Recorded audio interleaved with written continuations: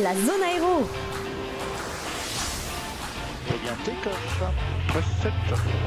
8 knots check. La France de Tango, bonsoir de Tango 3, il y a 0 écho, et attendez. Eh bien, bonsoir de... Oh, c'est bonsoir de Tango, par rapport à la France, en deux ans. Good morning, ladies and gentlemen. You're all very welcome to return flight number 8401 to London Heathrow. La communauté francophone de l'aviation et des pilotes. Présentée par Sébastien, Nicolas et Cynthia.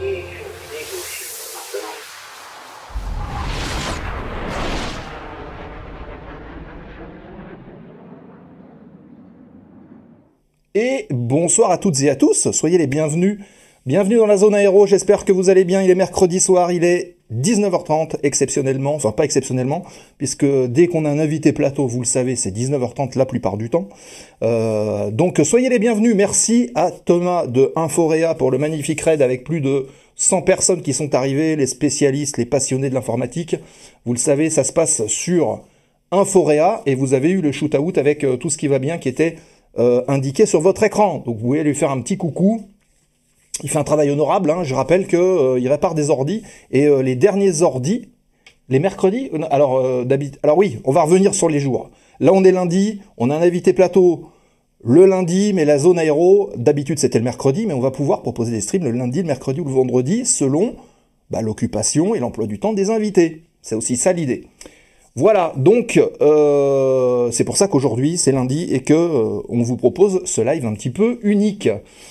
Je disais donc, Inforéa, allez le voir, hein, si on peut refaire un petit shoot-out dans le chat, n'hésitez pas à le faire. Merci les amis. Dernièrement, il a réparé des ordis et grâce à sa communauté, ces ordis, il les a donnés à des associations et des écoles qui en ont besoin et qui n'ont pas forcément les moyens d'en avoir. Donc c'est assez louable et assez honorable.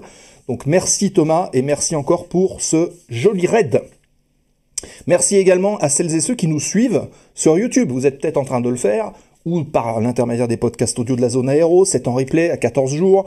Merci à vous qui nous suivez, les émissions vous plaisent, cliquez en dessous sur le petit pouce bleu et n'hésitez pas à laisser des commentaires, puisque ces commentaires nous aident à nous remonter dans les algorithmes et à faire connaître et à partager l'aviation aussi sur les réseaux sociaux. C'est une petite niche, hein. Il n'y en a pas beaucoup, donc si vous pouvez nous aider comme ça, n'hésitez pas à le faire, c'est gratuit. Pour vous, en tout cas. Maintenant, si vous voulez aussi soutenir le travail de la zone aéro chaque semaine, nous aider à financer tout ce que vous voyez, les petits trucs qui bougent à droite, à gauche, etc., nous aider à mieux accueillir aussi nos invités, vous pouvez le faire. Vous êtes abonné Prime, Amazon Prime, n'hésitez pas. Vous avez un abonnement gratuit tous les 30 jours, vous pouvez en faire ce que vous voulez. Donc vous pouvez prendre un abonnement sur la zone sans problème. Vous pouvez prendre un sub, ça se passe en dessous, vous cliquez dessus, ça vous coûte 4 € à peu près. Équivalent de 2 cafés pour le mois, et nous, ça nous permet d'en récupérer une petite partie pour l'investir dans le matériel et pour le bien-être de tous nos invités et des streams. On améliore la qualité. Et puis, vous avez aussi encore 2 autres moyens, c'est le principe des donations via la page Patreon. On vous propose des contenus exclusifs pour les membres de Patreon, avec des petites visios personnelles, etc. Donc c'est cool. Et puis, vous avez la boutique où vous pouvez commander les fameux mugs. Ils sont où? C'est là-bas, c'est ici. Voilà, les fameux mugs de la zone aéro. Et vous avez le lien. Et regardez, il y a Jurden qui vient de prendre un abonnement. Ça déclenche la manche à air de la zone. Merci Jurden. Voilà, 6 mois d'abonnement en avance en plus. Lui, il s'abonne pour 6 mois, Jurden. C'est beau la Suisse, hein, quand même. Merci, mon cher Jurden. 36 mois, t'imagines? Merci beaucoup. Bon, les alertes, en tout cas, ça fonctionne, donc c'est parfait. J'ai fait un petit peu le tour, donc on compte sur vous pour nous soutenir, parce que c'est grâce à vous, en tout cas, qu'on arrive à tenir le rythme, et puis qu'on rembourse tout ça, ce matériel, etc. Évidemment. Merci à toutes et tous, en tout cas. Allez, on va pas trop traîner, on va rentrer tout de suite dans le vif du sujet, c'est... Plein de vol de l'émission. Le sommaire de la zone ce soir. Allez, c'est parti pour le sommaire de la zone. On va le faire apparaître ici, attention. Hop, il arrive. Actualité du terminal dans un instant. Vous savez, on revient rapidement sur l'actualité de la semaine.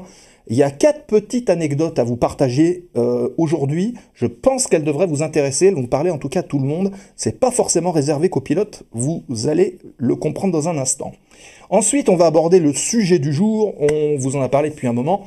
Invité plateau ce soir, puisqu'on va aller se diriger du côté de l'armée de l'air et de l'espace. On va parler formation au travers du parcours et de la personnalité du commandant Vincent. Il est avec nous, on va le retrouver d'ici quelques minutes, et on va parler justement de l'évolution au sein de l'armée de l'air et de l'espace. Comment est-ce qu'on peut faire pour devenir pilote d'hélico, de transport, de chasse? Vous pourrez poser toutes vos questions, parce qu'on est là aussi pour susciter des vocations. Donc n'hésitez pas. Vous avez quelqu'un qui envisage de faire ça, dites-lui, branche-toi, parce que c'est maintenant. Il faut venir poser des questions. Voilà. Donc c'est dans un instant avec le commandant Vincent. Et puis fin d'émission, vous le savez, foire aux questions, remise de gaz. On aborde les dernières questions du jour et on va vous parler du planning du mois de mai. Non, d'avril avant, puisqu'on est fin mars. Donc, mais bon, sachez que le mois de mai, il est presque bouclé. Et évidemment, le mois d'avril est bouclé. On vous présente tout à l'heure en fin d'émission les différents invités qu'on va retrouver durant ce mois d'avril. Vous allez voir, ça va être assez sympa. Voilà, j'espère que ce programme vous plaît. On va le repousser. Tac, voilà. Et puis, tout de suite, on va démarrer ensemble l'actualité du terminal. L'actualité du terminal. News, nouvelles, informations et réactions avant l'embarquement.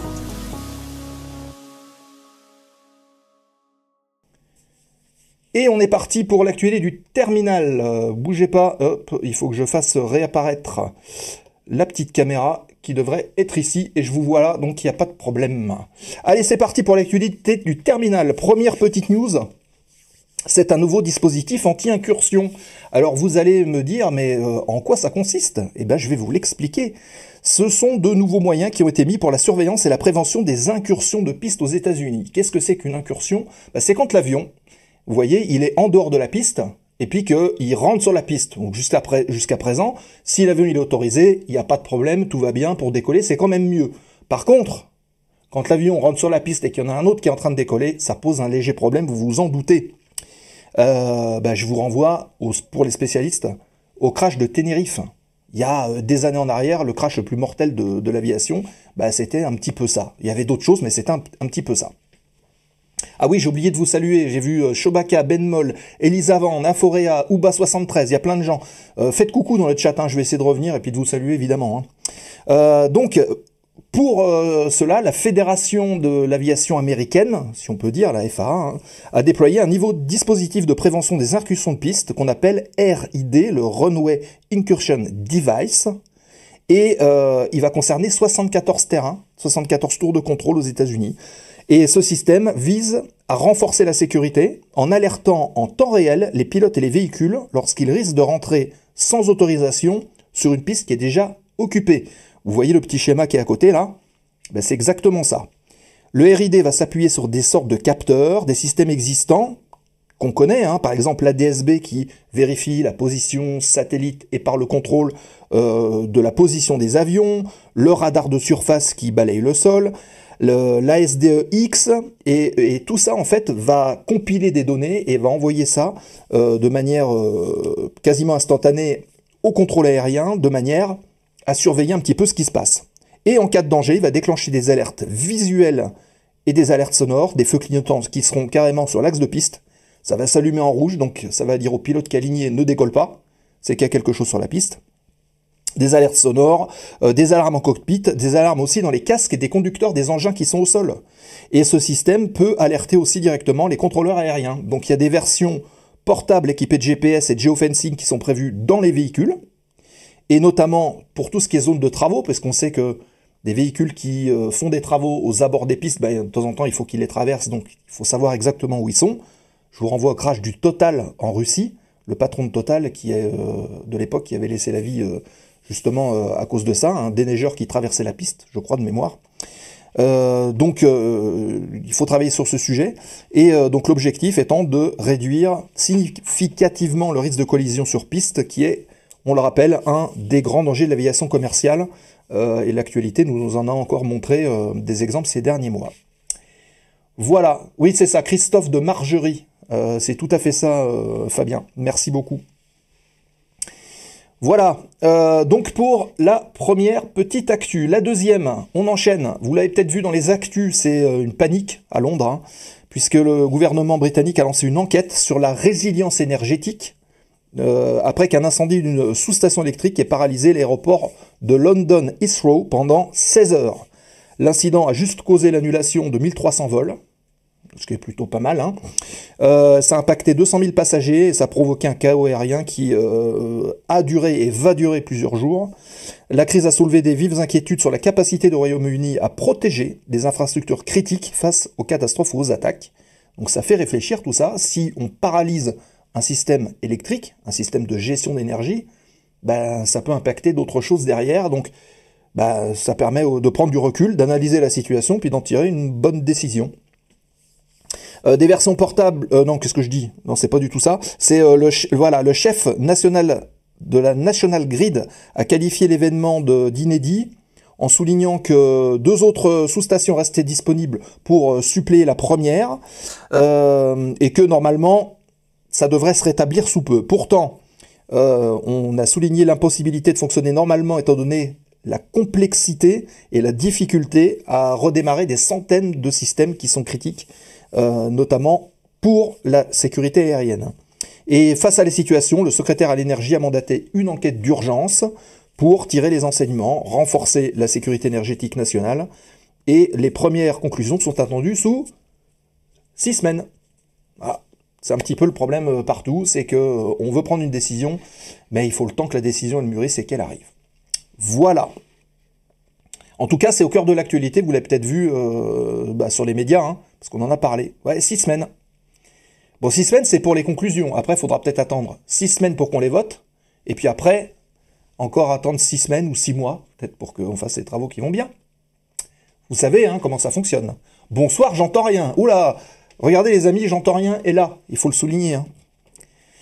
Alors, on continue l'actu avec un incident qui s'est passé il y a 4 jours. Le 20 mars dernier, ça se passe du côté de la Chine. C'est un Airbus 320-200 de Hong Kong Airlines qui a dû effectuer un atterrissage d'urgence à Fuzhou, en Chine, après qu'un incendie s'est déclaré dans un compartiment supérieur en vol. Le compartiment supérieur, c'est là où vous rangez les bagages cabine. Donc il y a eu un départ d'incendie ici. La fumée donc a envahi la cabine, il y a eu une panique parmi les 168 passagers, mais l'équipage a rapidement maîtrisé le feu, il n'y a pas eu de blessés, et l'origine de l'incendie pourrait être liée à un appareil électronique, ce qui rappelle et nous fait rappeler le danger d'avoir des appareils électroniques comme ça à bord qui peuvent être inaccessibles. Souvenez-vous, et si vous ne le savez pas, on va vous le dire, c'est qu'à bord des avions aujourd'hui, vous avez des sortes de petits sacs qui sont inifugés dans lesquels on a la possibilité de mettre un appareil qui prend feu, puisque aujourd'hui les batteries lithium-ion, enfin il vous suffit d'aller un petit peu sur les réseaux pour voir comment ça s'enflamme, c'est inarrêtable à partir du moment où ça commence de brûler. Donc il y a des pochettes spéciales qui sont conçues pour ça, qui sont à disposition dans les avions, et puis faut être prêt à tout, hein. Il y a des procédures d'ailleurs qui sont mises en place dans les compagnies qui sont assez strictes, assez draconiennes là-dessus, avec une conduite à tenir qui est très précise. Donc, un vol de remplacement a été organisé pour acheminer les passagers vers leur destination finale, et évidemment, la rigueur des procédures de Hong Kong Airlines obtient une note de sécurité maximale grâce à la formation de ses équipes et à son engagement vers la sécurité aux passagers, puisque justement, il n'y a pas eu de blessés. À noter qu'il intervient quand même 2 mois après un accident similaire sur un Airbus A321 d'Air Busan, causé aussi par une batterie externe qui avait nécessité l'évacuation d'urgence de 176 passagers et 6 membres d'équipage. Donc attention à vos téléphones, attention à vos ordinateurs, etc. Voilà, ça peut arriver, ça peut arriver. D'ailleurs, vous pouvez regarder vos téléphones si vous voyez qu'ils commencent d'être gonflés. Ah. Des fois, on le voit, hein, dans l'épaisseur, là, ça commence d'être gonflé, ça dépasse. Ou les ordis aussi, posez-vous des questions. Allez voir Inforéa, justement, il va vous dire si votre batterie elle est morte ou pas. Voilà. Et on continue avec un 24 mars dans l'histoire de l'aviation, et on va remonter 10 ans en arrière, en 2015. Vous vous souvenez de cette tragédie, vous avez la photo qui s'affiche, c'est le souvenir du crash de l'Airbus A320 de la Germanwings. C'était jour pour jour, il y a 10 ans. Dans les Alpes de Haute-Provence, le 24 mars 2015, c'est le vol Barcelone-Düsseldorf qui s'écrasait délibérément contre la montagne et tuant donc les 150 personnes qui étaient à bord. L'enquête révélera que le copilote qui s'appelait Andreas Lubitz souffrait de dépression et craignant de perdre sa licence, avait attendu la sortie du commandant de bord du cockpit, qui est allé aux toilettes, pour enclencher une descente fatale. Il a programmé l'altitude minimale de l'appareil à 30 mètres, donc 100 pieds, ça fait pas beaucoup. Et malgré les appels du contrôleur, les tentatives désespérées de l'équipage à essayer de regarder le cockpit, puisque la porte était fermée de l'intérieur, hein, l'avion percute la montagne après 10 minutes de chute. Ce drame souligne évidemment les failles à l'époque du circuit médical des pilotes. Donc, il y a eu beaucoup de choses qui ont été remaniées depuis. Et puis, elle a aussi bouleversé tous les protocoles de sécurité dans l'aviation civile, qui sont en permanence en évolution. On se souvient que l'accès au cockpit était assez libre. Il y a eu les attentats du 11 septembre. Ensuite, on a dit, bon, on va fermer les portes pour éviter que des gens puissent rentrer. Puis maintenant, si jamais on est fermé de l'intérieur, qu'est-ce qui se passe? Donc on avait reformé, on avait rechangé le système en mettant des codes d'accès qui étaient connus par les membres de l'équipage qui étaient derrière et que par eux pour pouvoir rentrer en cas de problème. Donc voilà, il y a des choses à faire. Mais en tout cas, ce drame, à chaque fois, de toute façon qu'il y a un drame en aviation, on essaie d'en tirer une conséquence, une conclusion, et puis de trouver une contre-mesure en fait qui soit la plus adaptée possible. Donc sachez qu'aujourd'hui, il y avait une cérémonie à 10h du matin qui réunissait la famille des victimes, enfin les familles des victimes, les autorités, les représentants de Lufthansa aussi, puisque Germanwings appartient toujours, je crois, à Lufthansa, pour rappeler ce sombre épisode qui a marqué l'histoire de l'aviation. C'était il y a 10 ans. Et on salue 0K qui vient d'arriver. Bonsoir à toi. Voilà pour l'actu de ce soir. Si vous avez des réactions, n'hésitez pas à les poster dans le chat, bien évidemment. Eh bien les amis, ce que je vous propose tout de suite, c'est d'enchaîner sur la séquence que vous attendez tous. Vous êtes nombreux, vous avez dit, est-ce qu'il sera là, est-ce qu'il sera là? Oui, il est là. Donc c'est la séquence Un visage dans les nuages. On va parler de formation, de pilote de chasse, de parcours, de cursus. Il va y avoir la petite minute de présentation comme d'habitude. Et puis, on va découvrir tous ensemble qui est le commandant Vincent qui est avec nous ce soir. La séquence Un visage dans les nuages. Un visage dans les nuages? Les rencontres de la zone aéro. Attention, on va repasser en mode comme ça, si tout va bien. Voilà. J'enlève la minicam. Et là, normalement, si je fais ça, regarde. Oui, mais sauf que c'est pas calé. Alors, regarde ce qu'on va faire. On va prendre celle-là. Hop. Ne bougez pas, les amis. Ça arrive. Tac, tac, tac. Non, c'est dans l'autre sens. Regardez, il est là. Et il est en tenue en plus. Bonsoir, Vincent. Salut, Seb. Ça va? Ça va et toi? Alors, déjà, avant de démarrer, on va vérifier que le son est bon. Est-ce que vous pouvez nous dire si vous nous entendez bien le temps qu'on discute? Donc, tu es bien arrivé, tu as pu trouver sans problème? Sans problème, les explications étaient parfaites, comme d'hab, Seb. Bon, très bien. Le son est épatant, nous dit J'entends rien, donc c'est parfait, tout va bien. Fort et clair. Merci Nefix. Génial ce soir. Ah voilà, Sigilum 7130, tu le connais. Eh oui, bonsoir. On en a parlé un peu avant l'émission, c'est pour ça. Lord Gibus, 5 sur 5 sont les vidéos, donc c'est parfait. Vincent, merci beaucoup. Avec plaisir.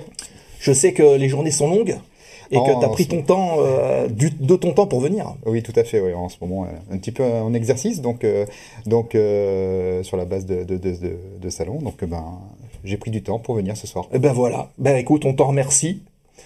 Coucou, Chef Odel qui arrive, bien bonsoir. Anaël qui arrive, bonsoir. Ils sont nombreux là à être présents. Bon, en tout cas, on va discuter avec Vincent. On va le présenter, il va se présenter aussi, et puis vous pourrez poser toutes vos questions. Coucou la zone, j'arrive à temps. C'est Yannou qui vient d'arriver. Donc je pense que on le connaît aussi. Ouais, je pense aussi. Voilà. Alors écoute, Vincent, ce que je te propose, c'est que avant de démarrer, on va dire la partie plus détaillée des questions, on va mettre un petit chrono qui va s'afficher là ici au-dessus. En 1 minute, tu nous fais un petit débrief de ton parcours dans l'aviation. Et après, on en rediscute un peu plus en détail avec le chat. Ok? Ça marche. 1 minute, ça va être chaud, mais... Ah ouais, mais c'est justement, c'est l'objectif de l'exercice. Allez, regarde, c'est parti. Et c'est parti. Alors, commandant Vincent, je suis dans l'armée de l'air depuis maintenant presque 28 ans. J'ai 3600 heures de vol, j'ai 3000 heures de chasseur. J'ai 2600 heures d'instruction. Donc en tant qu'instructeur, voilà, j'ai fait du Mirage 2000, de l'Alpha Jet, j'ai fait de l'instruction à tous les niveaux, de la section en vol, phase 1, phase 2, phase 3, phase 4, on en reparlera tout à l'heure je pense, en France et à l'étranger.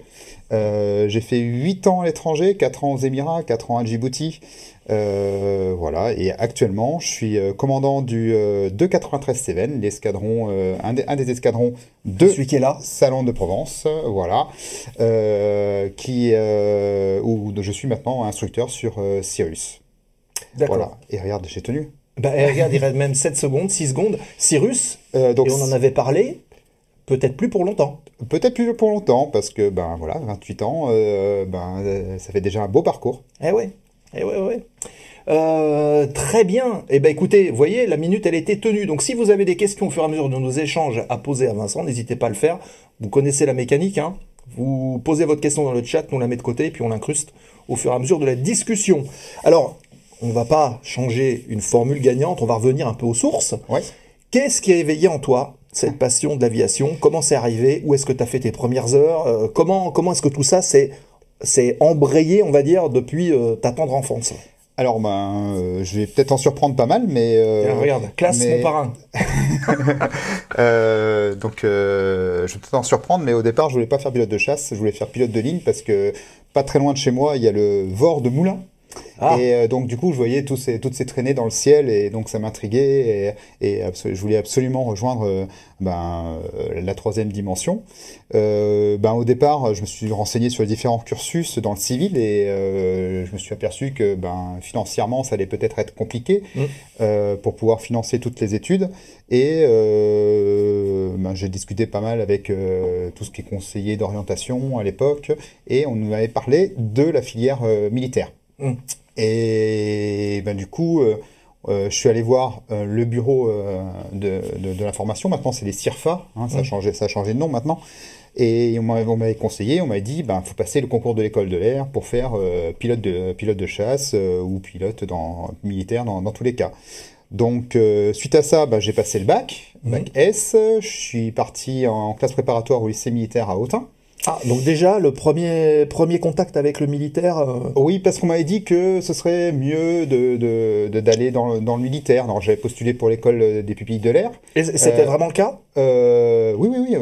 À l'école des pupilles de l'air, j'étais disons que ça permettait d'inculquer un certain côté militaire en étant dans les lycées militaires qui après, forcément, c'était plus facile dans les premières phases de se familiariser avec ce côté-là qu'on connaissait déjà. Et du coup, j'ai fait une année au lycée militaire. Après un an de maths sup, on m'a dit que les études, c'était pas forcément pour moi. Je suis retourné en fac, et puis grâce à un ami qui était avec moi à Autun, au lycée militaire, qui a réussi le concours OEPN. Vincent Alagi, là. Hein. Ah, bah oui. Voilà. Il y a des noms comme ça qui ressurgissent. Voilà. Il faudrait qu'ils viennent nous voir d'ailleurs, tiens. Ouais, il faudrait que je l'appelle. Et du coup, il m'a dit, viens, il y a un concours niveau bac. Donc on en reparlera aussi tout à l'heure, je pense, au niveau de la formation. Mais donc j'ai passé le concours niveau bac. À l'époque, on était à peu près 2000 pour aller une cinquantaine de places par an. Il y a une grosse sélection que tu connais, puisque tu as participé à la même sélection que moi, à un mois près. Donc ça, c'était en juin 97. Et, 2 mois alors, c'était en avril. Ouais, c'était fin avril. C'est ça. Ouais, c'était le 2 juin. Voilà. Mais oui, on s'était croisés. C'est ça. Alors, on s'était croisés avant déjà. On s'était croisés avant. Pourquoi? Parce qu'on m'avait dit, mais tu vas faire une sélection en vol. Il faut te préparer absolument à la sélection en vol. Il faut que tu aies des heures de vol. Donc, va voler. Donc, l'aéroclub le plus proche de chez moi, c'était l'aéroclub de Pouillou, où on s'est d'ailleurs rencontrés, à côté de Mont-Solémine. Et puis, j'ai fait quelques heures là-bas, avant de faire des heures également à Dijon, à Longwy, où là j'ai fait un baptême sur Cap 10, un baptême de voltige. Je crois que c'était 3 jours avant le début de ma sélection en vol. Voilà, Ouais, donc c'était juste pour voir si j'allais être malade ou pas en vol. Tu l'as été? Non, j'ai pas été malade, mais c'était très compliqué parce que c'était un ancien pilote militaire et de la vieille école. On peut en reparler aussi. Et il m'a dit que ce métier n'était pas du tout fait pour moi. Ah oui, carrément? Ah oui, je partais confiant pour la sélection en vol. Ah ouais, d'accord. Voilà. Et, Au niveau pédago, on peut rediscuter. Ouais, c'est un petit peu changé, quoi. Ouais, C'est un petit peu changé, heureusement. Et du coup, j'ai passé la sélection en vol et j'ai réussi la sélection en vol en juin 97. Et après, toute ma carrière s'est lancée. D'accord. Voilà. Bon. Donc un peu d'heures de vol à Pouillou, à l'aéroclub. Et puis un petit peu de voltige. J'avais quoi? 3 heures de voltige sur Cap 10. C'est tout. Voilà. Voilà. Ça, c'est pour les débuts. C'est pour les débuts. Et donc après la sélection en vol, tu arrives à Cognac. J'ai envie de te dire que c'est un peu le début de la célébrité, parce qu'il me semble qu'on t'a aperçu dans un numéro de Air Actu. Oui, Je ressors du dossier là. Hein. Oui, parce qu'il m'aura coûté cher, parce qu'en fait, c'était en 98 exactement. Bon, il y avait une formation militaire initiale et une formation militaire d'officier, qui se fait d'ailleurs toujours à Salon-de-Provence. Donc ça dure à peu près 9 mois. Ça durait 9 mois. Maintenant, c'est un petit peu plus long parce qu'on passe maintenant la TPL, donc le pilote de ligne théorique. Et après, donc j'étais parti à Cognac. Et à Cognac, oui, effectivement, j'avais fait la page centrale d'Air Actualité, où en gros, c'était marqué mon rêve, être pilote de Mirage 2000C. Chose que, après, en escadron de Mirage 2000N, ils se sont souvenus. Ouais, d'accord. C'était en grand sur le tableau d'ordre. Tu t'es fait chambrer, quoi. Non, ils m'ont juste demandé, t'as toujours voulu faire de 2000N? Oui, bien sûr, oui. J'ai fait, va aux Ops voir. Ah non, ils ont un dossier. Donc du coup, je me suis fait un petit peu chambrer sur le sujet. Voilà. D'accord. Ok. Donc, pour ceux qui s'intéressent, hein, il va falloir remonter dans les archives, hein, si vous voulez retrouver, mais vous allez le retrouver. Hein, mais, voilà, c'était il y a longtemps quand même. Air Actu, 98, c'est ça. C'est ça. Ok. Donc, la sélection en vol se passe bien. La sélection en vol se passe bien. Je fais ma formation militaire et de l'officier et la formation militaire initiale à Salon-de-Provence et également l'anglais, parce qu'il y avait un niveau d'anglais à obtenir. On revient sur Cognac, où là j'ai fait donc toute ma formation sur Epsilon. En fait, là il y avait plusieurs choix à l'époque. Hein. C'était soit sur Epsilon, soit sur Tucano. Et donc moi je suis parti sur Epsilon. J'ai fait 150 heures d'Epsilon à peu près. Avant de partir, là il y a quelque chose qui est assez important. On demande souvent 3 piliers pour être pilote. En gros, le savoir. Avoir des connaissances, d'accord. Le savoir-être au niveau militaire, donc être bien respectueux de la hiérarchie, etc. Et le savoir-faire. Alors moi j'étais premier dans les deux premiers critères, mais dans le dernier, le savoir-faire, j'étais pas forcément un très très bon pilote au départ, et j'étais 27e sur 29 à l'issue de la phase tronc commun à Cognac. Et donc il y a le colonel de l'époque qui m'a dit, écoutez, on va vous donner une chance. Pourquoi? Parce que vous êtes le premier au résultat au sol, premier en comportement militaire, résultat sportif. Donc du coup, on va vous donner votre chance. Vous êtes le dernier à partir sur chasseur. Me décevez pas. Donc je suis parti 13e sur 13e. Ouais. Et après, donc je suis parti à Tours en étant le dernier de la promo. C'est-à-dire qu'il restait quand même une place sur chasseur, alors que d'autres avaient pris transport ou hélico. Exactement. Voilà. Okay. Et du coup, je suis parti le dernier de la promo sur chasseur. Donc là, on se dit ça risque d'être compliqué. Et puis au fur et à mesure, j'ai fait ma place. J'ai gagné des places. J'ai fini 7e à Tours pour le macaronnage et j'ai fini 4e à Cazaux. Parce que tout est classé, hein, il y a des classements, il y a des amphis. Alors nous, c'était à l'époque, les amphis, c'était pas le premier qui choisissait forcément ce qu'il voulait. Nous, c'était l'amphi exceptionnel. Ça a été fait par ordre alphabétique. Ah oui, d'accord. Oui, ils n'ont rien à voir, en fait. Tom, qui est passé il y a quelques temps ici, où je vais pas te spoiler, mais d'autres qui vont passer dans les mots prochains, qui sont de ma promo, te diront que c'était un petit peu un amphi hallucinant parce que ça s'est fait par ordre alphabétique. D'accord. Donc, certains sont allés sur Mirage 2000N, les premiers par ordre alphabétique sont allés sur la Mirage 2000N, etc., etc. Pourquoi? Parce qu'en fait, il fallait mélanger, il fallait pas mettre tous les meilleurs à Dijon, Oui, je comprends. il fallait pas mettre tous, etc. Donc il fallait un peu trier. Donc de temps en temps, il y avait des poules de classement. Ils prenaient le premier, le cinquième, le 12e, etc. Ils faisaient des mélanges de poules. Et D'accord. puis notre promotion, c'était par ordre alphabétique. Ouais. Voilà. Ok. Et après, donc je suis parti sur Mirage 2000 en mars 2000. Oui, autant tirer au sort, nous dit Lord Gibus, c'est un peu ça, quoi. Oui, c'était un peu. De toute c'est façon, un peu c'était ça. ça. C'était complètement ça. Hein. Ouais. Il y avait peu de choix. Hein.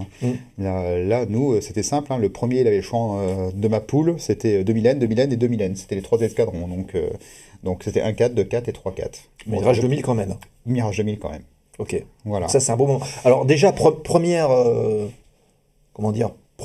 analyse qu'on peut faire, c'est ne vous découragez jamais. Non, jamais. Jamais, parce qu'en Poursuivez fait, toujours ce que vous voulez faire, en fait. même en étant en bas du classement, je l'ai encore dit ce matin en recevant des jeunes dans mon bureau, deux jeunes qui venaient d'arriver, c'est le savoir-être, ça c'est vous. On ne peut pas le maîtriser. Enfin, il faut apprendre l'avion, il faut apprendre, etc. Le savoir-être, vous l'avez appris à l'école de l'air, donc soyez respectueux de la hiérarchie, soyez militaire, faites le sport, etc. Le savoir-faire, c'est notre boulot. Et on va vous apprendre au fur et à mesure. Donc, mais tant que tu approuves les deux piliers principaux, pour moi, les deux piliers principaux, ben derrière, si tu prouves que tu es volontaire, que tu es motivé, tu peux réussir sans aucun problème. Voilà. Donc, retenez ça, ceux qui veulent, justement, voilà, on dit, on sait jamais sur un malentendu, ça peut marcher, mais c'est même plus qu'un malentendu, en fait. Ouais, un peu C'est un plus. peu plus que ça. Ok. Très bien. Donc, tu arrives, tu es transformé. Alors, Alpha Jet, Caso, Ouais. on passe d'un monde quand même d'un avion à hélice. Là, on va parler pour ceux qui sont pilotes, à un avion à réaction, parce qu'on sait qu'aujourd'hui, il n'y a plus l'Alpha Jet sur le cursus de formation. Donc, comment est-ce qu'on vit ce passage en tant qu'élève, et après on pourra en parler aussi en tant qu'instructeur, Ouais. de l'avion à hélice à l'avion à réaction? C'est incroyable. C'est incroyable ce passage. La première fois qu'on accélère, moi je me souviens de mon premier vol avec mon parrain, qui a beaucoup d'heures de vol sur Mirage, sur Alpha Jet, et sur Mirage 2000 aussi.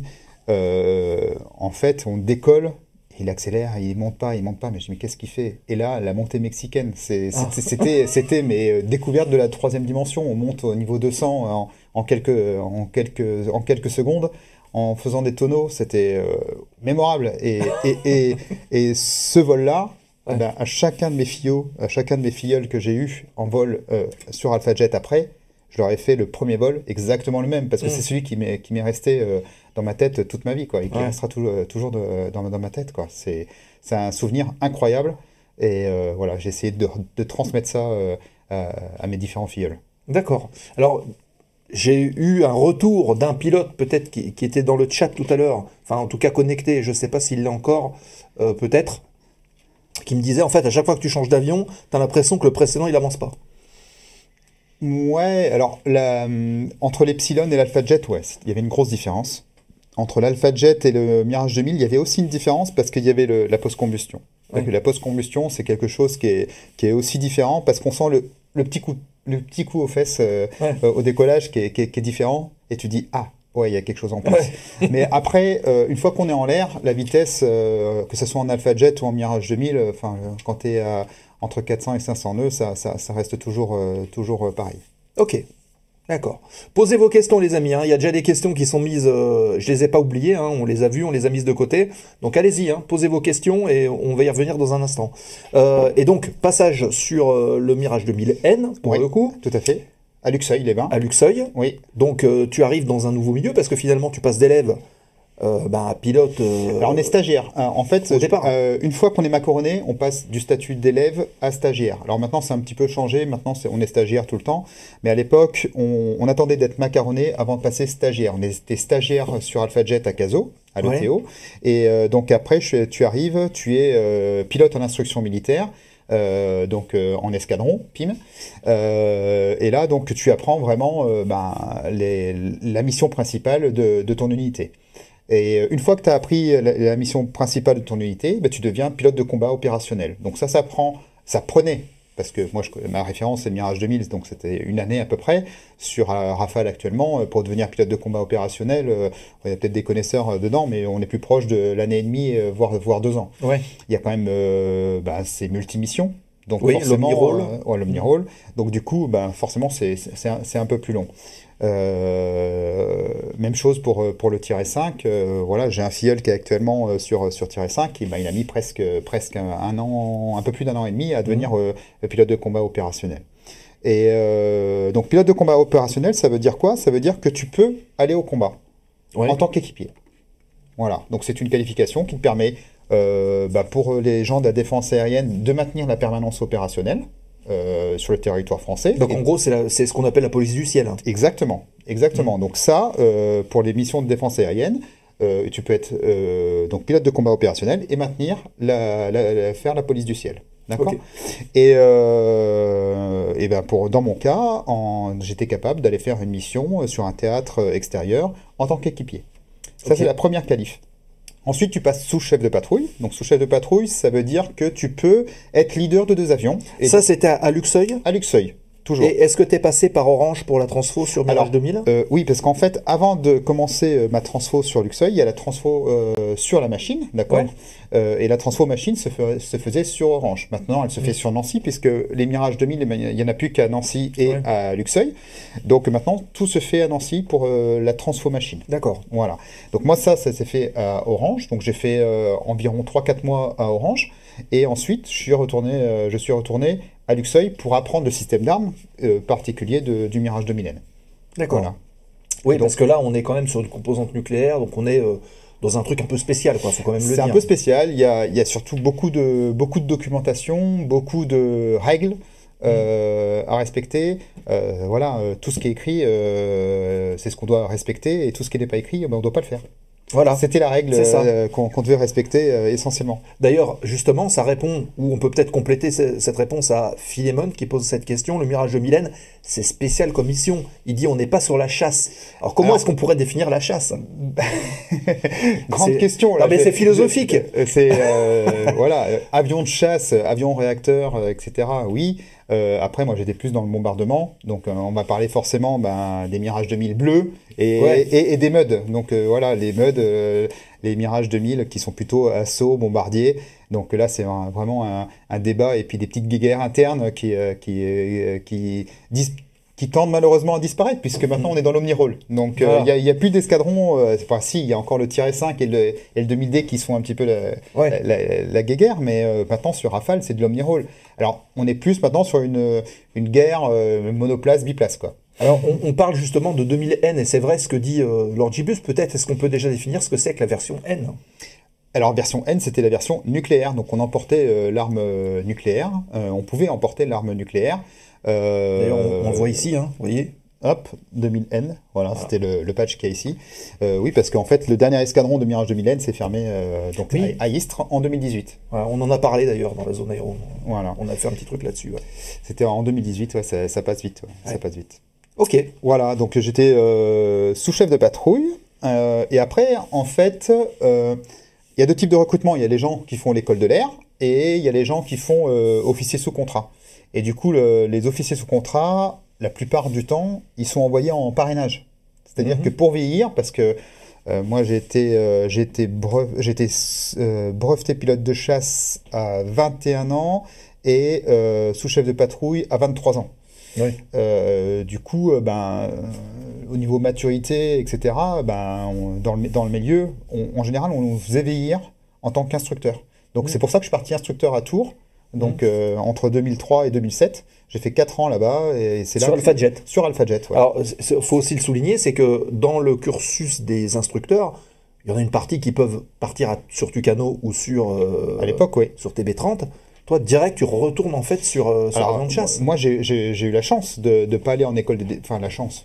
J'ai eu, une chance, parce que je suis resté sur chasseur, d'aller instructeur sur AlphaJet. Donc, ça m'a permis de continuer à faire du chasseur, même si c'était en instruction. Donc ça, c'était un régal. Et en plus, l'avion, moi j'ai 2000 heures d'AlphaJet, c'est l'avion que j'adore. Il est à piloter, il pardonne énormément de choses. Pour les élèves, c'était extraordinaire. Ouais. Alors, je fais une petite aparté, mais Alpha Jet, avion de la patrouille de France, ça t'a traversé l'esprit à un moment donné ou pas? Un petit peu, au tout début de ma carrière, on va dire. Ouais. Parce qu'en fait, j'allais régulièrement sur les meetings, et puis forcément, hein, la grande dame, elle marque. Puis là, aujourd'hui, je la vois décoller tous les jours Oui. en entraînement Ah oui, elle est à côté. de mon bureau. T'as donc, volé avec eux encore ou pas encore? Alors oui, j'ai fait un vol avec eux, Ah. et normalement, je revole avec eux. Enfin, j'ai fait la demande, donc s'il y en a qui m'écoutent, Voilà. voilà, mais j'ai fait la demande pour revoler avec eux début avril, un dernier petit vol avec eux avant de partir. Mais c'est incroyable, c'est une autre façon de piloter, c'est admirable ce qu'ils font. Ouais. J'ai beaucoup d'amis maintenant qui sont au sein de la patrouille, des anciens élèves, mais aussi des amis qui étaient avec moi en escadron, et tous me disent que c'est une autre façon de piloter. Ouais. Tu pilotes pas du tout de la même façon, de la même manière entre pilote à la patrouille de France et pilote de chasse. Ouais. Normalement, on pilote beaucoup au trim notamment, c'est Il y a un pilote que je connais qui m'avait dit, on arrive, on pense qu'on sait, et finalement, quand on fait le vol, on se rend compte qu'on sait rien. Ah non, on sait rien. Alors moi, je volais beaucoup en patrouille serrée à Oui. Tours. Donc voilà, la patrouille serrée, on vole à 3-4 mètres, et après on vole avec la patrouille de France. Et là, tu fais, non, là c'est de la patrouille serrée. Ouais, d'accord, c'était serré, mais pas si serré que ça. C'est ça. Ok, C'est ça. d'accord. Il y a quelques questions, alors je te propose Ouais. qu'on commence d'en prendre quelques-unes. Alors, celle-là, on y a répondu. Donc, Mirage 2000, quelle version et quel rôle? Donc Mirage 2000N, Mirage 2000 nucléaire, avec l'arme nucléaire potentiellement, avec des entraînements réguliers pour pouvoir mettre en œuvre l'arme nucléaire. Alors on se pose beaucoup la question, à quoi ça sert? Mais en fait c'est l'assurance vie de l'État. Hein. Oui. En gros, si aujourd'hui on a le moyen de négocier, c'est parce qu'on a l'arme nucléaire. Ouais. Donc c'est important. Et du coup, oui, Mirage 2000, 2000N, et j'ai fait chef de patrouille parce que un peu plus tard, j'ai réussi à passer ma qualif chef de patrouille à Istres sur le Mirage 2000N. D'accord. Et justement, quand on a ce genre d'armement, c'est quoi? C'est de la navigation précise qu'on fait? Oui, on imagine qu'on va pas faire du combat aérien. Alors, il faut savoir se défendre quand même, si tu es intercepté. Et après, c'est l'entraînement à la mise en œuvre, c'est de la navigation tout temps. Voilà, avec le suivi de terrain, donc on a un suivi de terrain qui est extrêmement performant. Voilà, on vole très très bas, très très vite dans les nuages. C'est un système qui est extraordinaire. Ma première mission en suivi de terrain, je l'ai faite dans le Massif central. Et je peux vous dire que quand l'ordinateur, quand le calculateur pilote à ta place, bah, tu as vraiment envie de prendre les commandes à plusieurs reprises en disant mais Il déconne. Il déconne et en fait non, ça marche très bien. Ok. Ouais. Ouais, donc faut faire Ouais. confiance à Tout à fait, ouais. à son avionique. Exactement. Après, Ok. nous, on est là pour contrôler, bien sûr. Oui, voilà. Comme on dit, la confiance, c'est que je prends le contrôle. Exactement. Elisa Vande qui nous pose cette question. Faut-il une connaissance presque parfaite, elle met des guillemets, sur l'avion et sur lequel la personne est qualifiée pour être pilote de chasse? Alors, en fait, pour tout type d'avion, hein, pas que forcément en tant que pilote de chasse, on passe donc ce qu'on appelle un ETIS. Donc, en gros, c'est une formation où on apprend tout sur l'avion. Le circuit électrique, le circuit hydraulique, le circuit de freinage, le siège éjectable pour ceux qui en ont, ou le circuit oxygène, etc. On voit avec des spécialistes absolument tout. Pourquoi? Pas parce qu'on va se substituer aux mécaniciens, mais parce qu'en vol, si on rencontre un souci, il faut savoir identifier d'où peut venir la panne et essayer de résorber cette panne. Ouais. Donc on a des procédures, on a des checklists, mais le but c'est essayer de connaître au maximum sa machine pour pouvoir identifier la panne ou identifier l'erreur qu'on est en train de réaliser pour pouvoir la corriger au plus tôt, quoi. Ouais. Ok. Voilà, Elisa, ça répond à ta question.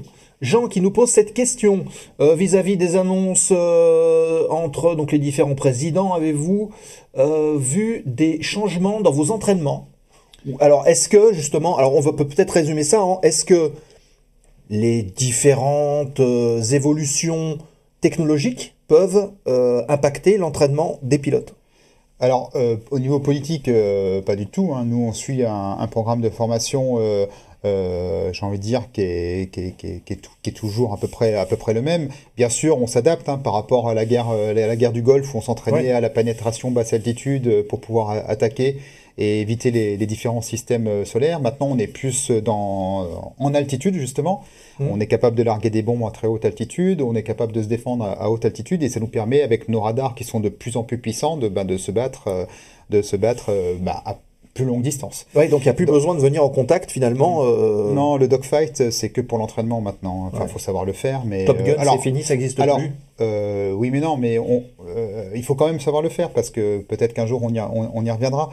C'est important de garder les capacités, et c'est pour ça qu'on continue à s'entraîner et à le faire. Mais c'est vrai que le combat, ce qu'on appelle Fox-3, donc avec les armements qui ont des portées de plus en plus longues, est différent que du combat canon, qui était vachement plus rapproché. Voilà. Après, nous, pour la formation des jeunes, on n'en est pas du tout à ce niveau-là. Nous, on essaye de leur apprendre, en tout cas, la phase 1 à Salon sur Sirius, c'est vraiment du basique. Donc, on leur apprend les tours de piste, basique de la navigation basique, un peu de manœuvrabilité, les décrochages, carte chrono, etc. ce genre de choses. Oui, carte chrono. Et après, le système rentre tout doucement au fur et à mesure des changements d'avion. On en parlera peut-être tout à l'heure de la formation actuelle, mais du coup, oui, on met du système au fur et à mesure, et on parle souvent, PC-21 par rapport à l'Alpha Jet. Oui, mais c'est plus un chasseur. Oui, mais enfin, il y a un système qu'il n'y avait pas dans l'Alpha Jet. L'Alpha Jet, c'est très bien parce que on s'habitue tout de suite au niveau vitesse, au niveau vitesse relative par rapport à un autre avion, etc. Mais le PC-21, c'est quasiment le même système que le Rafale. Donc au niveau boutonite et au niveau tout ce qui est système d'armes, donc ça permet également aussi de s'entraîner à simuler des pistes, etc. Donc c'est différent. Je dirais pas que l'Alpha Jet c'est mieux ou le PC-21 c'est mieux, c'est deux choses différentes. On a fait le choix du PC-21. Au final, les résultats sont aussi bons que quand c'était l'Alpha Jet. Tu as eu l'occasion d'en faire justement du PC-21? Non, pas encore. Pas encore. Là, c'est la case, la to-do list. C'est ça. Voilà. Alors attendez, parce que là il y a pas mal de questions qui arrivent, donc je suis en train de les enregistrer, et puis on les traite au fur et à mesure, évidemment, n'hésitez pas. Yanou, très poli Yanou, bonsoir mon commandant, merci de nous donner de votre temps. Avec plaisir. De partager une passion et puis un métier, c'est important, et puis faire découvrir notre métier. Moi, j'adore ça. Et puis de nous revoir après 20 ans. Oui. Quasiment. Oui, presque. Un peu plus. Un peu plus, ouais. Enfin, on n'était pas vraiment. Enfin, bon. Oui. J'ai une question donc concernant les entretiens aux sélections et aux PN. Quelles sont les choses à valoriser le plus pour se différencier? Alors, c'est plus compliqué que ça, parce qu'en fait, il y a pas mal de tests qui sont qu'on peut pas préparer, parce qu'il y a des tests, beaucoup de tests psychotechniques, beaucoup de tests psychomoteurs. Après, donc ça, je veux dire, c'est en vous. Vous pouvez vous entraîner à acheter des bouquins pour s'entraîner aux tests psychotechniques, mais en fait, on peut pas vraiment se préparer là-dessus. En revanche, là où vous pouvez vous préparer, c'est votre motivation. La motivation, elle est souvent testée lors des entretiens. Savoir pourquoi on est là, qu'est-ce qui vous motive, voilà, vous allez être militaire, donc est-ce que ça vous fait pas peur d'aller un jour au combat éventuellement, etc., etc. Donc c'est plutôt préparer votre motivation. Après, au niveau scolaire, j'ai envie de dire, le plus important, ça va être l'anglais. Et puis après tout viendra. Si tu bosses, tu peux y arriver en étant motivé. Alors moi j'ai une question, plutôt une petite question pour toi. Il n'y a pas très longtemps, là, il y a le ministre des Armées, Sébastien Lecornu, qui a fait une interview, et justement il disait le pilote de chasse, ou le militaire en tout cas, il n'est pas là pour une mission que d'entraînement, ce genre de choses. C'est-à-dire qu'il doit tuer à la demande. En fait, il ne faut pas oublier cette composante-là, dans le métier. Alors, moi, ce que je dirais plus, c'est que quand on signe notre contrat d'engagement, on signe pour aller éventuellement jusqu'au sacrifice ultime. Il faut le savoir dès le départ. C'est-à-dire que on va tout donner pour mettre en œuvre notre avion, mettre en œuvre notre système d'armes. Et du coup, on va en zone de conflit. Et zone de conflit, c'est pas sans risque. Donc, oui, on peut aller jusqu'à tuer des gens et puis mourir également. C'est un risque. Ça fait partie du métier. Ça fait partie du métier. Comme d'autres métiers d'ailleurs, il n'y a pas que cela. Tout à fait. Cette question de J'entends rien, il revient, il est très actif, on le remercie. Après l'armée, comptez-vous passer dans le civil? Si oui, chez qui? C'est clair. Alors, ça tombe bien parce que je suis en pleine réflexion actuellement. Donc, après 28 ans de carrière où j'ai passé des moments extraordinaires dans l'armée, voilà, on arrive à un âge, moi j'ai 46 ans. Donc, voilà, on sait que vers 50 ans, dans le milieu aéronautique, on n'est pas forcément très attractif. Donc, ça arrive encore, je dis pas qu'on est complètement en dehors, mais disons que voilà, on recherche surtout du 45-50 ans, donc forcément je me pose la question.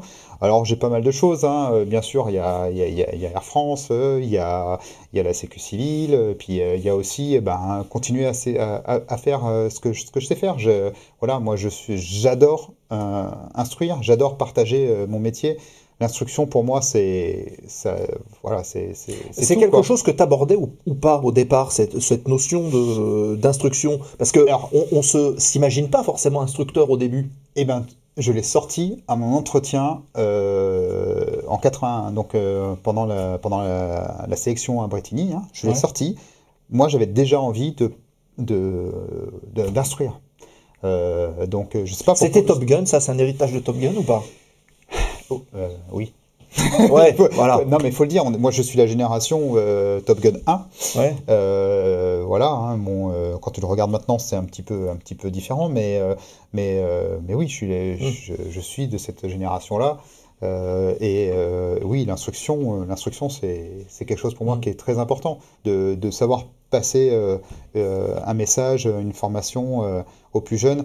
Enfin, moi, j'adore quand mes filleuls me rappellent en disant « parrain, ça y est, je suis pilote de combat opérationnel. Ou quand je revois des anciens élèves qui sont maintenant commandants de base, etc. Voilà, tu dis t'as servi à quelque chose et t'as fait passer le message et ça, c'est juste quelque chose pour moi qui est très important et je cherche aussi un peu de ce côté-là. Dans l'instruction, alors pas forcément dans le civil. Enfin voilà, je suis en train de réfléchir. Tout est ouvert. Tout est ouvert, exactement. D'accord. C'est l'avantage aussi d'avoir un parcours complètement diversifié qui fait que tu as plusieurs cases que tu peux cocher et tu peux rebondir. Tout à fait. Et d'ailleurs, j'en profite pour dire, puisqu'on avait fait un truc justement sur les pilotes de chasse, dont Théo, Jean-Marc Mathéo, qui était venu nous voir, on a pu voir des séquences. Alors, on t'a pas vu toi personnellement, mais dans les Chevaliers du Ciel. Oui, aussi, ouais. Parce que les Chevaliers du Ciel, il y a des images qui ont été filmées, notamment en Djibouti, qui sont extraordinaires. Il y a des magnifiques images. Quoi. Et toi, tu as participé au... Non, t'as pas participé? Non. Ah, je croyais que tu avais participé... non, pas au Chevalier du Ciel. Non. D'accord, ok. Petite question. On fête malheureusement les 20 ans de la Germanwings, donc on parlait tout à l'heure dans la rubrique Actu. Encore plus avec pilotes sur avion et bombes nucléaires, les pilotes ont-ils des visites régulières avec psy ou médecin? Alors les visites, oui, on en a un paquet et j'ai envie de dire plus on a de l'expérience, plus on en a. Enfin, plus on vieillit, ah oui, plus on en a. Semaine prochaine. Ah bon, déjà? Non. Alors moi ça va. L'année dernière elle était en octobre, mais oui. D'ailleurs, ça veut dire que j'en ai une bientôt. Mais oui, en gros, on passe le CEMPN, donc chaque année, une fois tout. Alors maintenant, c'est passé tous les 2 ans. La classe 1, c'est tous les ans, puisque on valide aussi la classe 1. Et en plus de ça, tous les 6 mois, on a une visite sur la base aérienne, une visite qu'on appelle unité, où là, à chaque fois, c'est les yeux, les oreilles, le cœur, prise de sang régulièrement, de plus en plus. Et après, le dos, etc. C'est quoi? C'est pour vérifier qu'il n'y ait pas trop d'excès d'un point de vue global, ou c'est plus pour vérifier la santé générale de la personne? Non, c'est plutôt la santé générale de la personne qui est vérifiée. D'un point de vue psy, à part, non, franchement, au niveau armé, en tout cas, il y a pas vraiment, on n'est pas testé. C'est-à-dire qu'on a des psys à disposition si on a besoin d'aller les voir. Enfin, à disposition. C'est-à-dire qu'on peut prendre rendez-vous avec des psychologues de l'armée. Ça, il n'y a pas de souci. Mais par contre, on n'est pas vraiment suivi régulièrement par les psys par force, quoi. C'est pas quelque chose imposé, quoi. Non, c'est pas imposé. Alors, en revanche, on a toujours des questions avec le médecin à la fin de notre CMPN qui pose comment ça va, etc. Dans la vie perso, dans la vie professionnelle, est-ce que vous êtes épanoui, etc. Bon, alors c'est comme tout, hein, tu as envie de dire ce que tu veux, mais globalement, c'est les questions qui permettent de détecter un premier souci, parce que en général, les gens qui ont des petits soucis, ils arrivent à se lâcher facilement avec eux, quoi. Et puis c'est peut-être plus complexe de cacher ça au niveau militaire, où tu côtoies toujours quelque part les mêmes personnes que dans le civil. Ouais, en fait, on commence à se connaître beaucoup, alors surtout au niveau des instructeurs, parce que on se connaît, pour la plupart, on se connaît, et on arrive à voir rapidement dans quel état est une personne. Enfin, on essaye en tout cas, surtout en tant que commandant d'unité, il faut connaître ces personnes. Et voir voilà, si ça va pas, et analyser, enfin voilà, tu regardes par rapport à d'habitude si le sourire il est pareil, ou si la façon de parler est la même. Il faut guetter un petit peu. Oui, il faut toujours être voilà, enfin bienveillant. Alors, c'est une question justement que j'ai finalement en tant que commandant d'unité. Tu fais beaucoup de management quelque part? Je fais un peu de management, ouais, tout à fait. Ouais. J'ai 30 personnes au niveau de l'escadron d'instruction en vol, donc 27 pilotes et navigateurs, et 3 marqueurs. Donc ça, c'est ceux qui inscrivent les ordres et qui suivent les ordres au niveau de la journée, sans compter les élèves. Après, on a en permanence entre 50 et 100 élèves à peu près au sein de l'unité. Donc, alors, c'est beaucoup plus difficile à suivre des élèves que les moniteurs, bien sûr, mais voilà, on essaie d'être attentif à tout le monde. Ouais. Ça représente combien de vols par jour à peu près? Sur l'escadron, je dirais, allez, entre 25 et 30 vols. Quand ça tourne pas mal, ouais. Quand ça tourne pas mal. Après, vous êtes tributaire aussi de la météo, je veux dire comme. Ah oui, en plus on n'est pas gâté cette année, hein, non. Même dans le sud-est. Donc du coup, on est pas mal tributaire de la météo, surtout avec le Cirrus, parce qu'autant avec les chasseurs, tu montes au-dessous de la couche et puis c'est assez rapide. Ici, on est soumis forcément au givrage et aux turbulences, parce qu'on est un avion léger, donc forcément, il faut tout prendre ça en compte pour les vols. Donc cette année, encore une fois, c'est pas évident. Les météos ne nous épargnent pas. C'est pas évident. Allez, on enchaîne, on continue les questions du chat. Yannou, comment devient-on instructeur? L'armée vous exige d'être instructeur sur tel avion. Ah oui. Comment est-ce qu'on choisit d'être instructeur, et est-ce que c'est l'armée qui te dit voilà, tu vas là-dessus et c'est pas autrement? En fait, on est militaire, donc on a des mutations, bien sûr. On fait des choix chaque année pour dire j'ai choisi plutôt Orange, Nancy, Tours, etc. On fait une liste de choix. En général, c'est 5 choix. Donc après, on connaît tous les postes qui sont disponibles, hein, en France et à l'étranger. Donc voilà. Et au niveau pour répondre au métier d'instructeur, du moment que tu es en escadron de formation, tu vas passer une qualif d'instructeur militaire. Alors, sur certains avions, on passe des qualifications civiles, hein. Typiquement sur Cirrus, il y en a qui peuvent passer le FI. Ouais. Voilà, pas tous. Moi, par exemple, je suis instructeur militaire sur Cirrus, j'ai pas le FI, parce qu'en fait, comme je partais potentiellement bientôt, ça servait à rien de faire une qualif civile. D'accord. Voilà. Et il n'y a pas de passerelle qui permettent de... Alors si, il y a pas mal de passerelles. Il y a une unité à Tours qui s'occupe spécifiquement de ça, qui donne des équivalences en fonction, mais c'est assez compliqué. Je veux dire, on va pas obtenir une passerelle tout de suite pilote de ligne comme ça. Pilote de ligne. Oui. Non, mais il faut quand même passer pas mal de qualifications et de tests pour pouvoir réussir. Mais on a quand même quelques passerelles et quelques diplômes qu'on peut obtenir en équivalence. Oui. D'accord. Voilà. Et instructeur, voilà, nous on a des qualifications, c'est-à-dire que quand on est jeune instructeur, on est en qualification Charlie, donc ça permet de faire que certains types de vols, et quand on passe un certain nombre d'heures de vol, on devient qualification Bravo, où là on peut commencer à faire les pré-tests ou les vols de révision, etc. Et après, tu as la catégorie Alpha, où là tu peux tout faire en fait, hein, les tests, les missions de contrôle d'aptitude, etc. etc. Ouais. Oui, en fait, tu mûris en tant qu'instructeur. Exactement. Ok, alors il y a des questions sur le fameux chasseur F-47, on sent on sent les professionnels.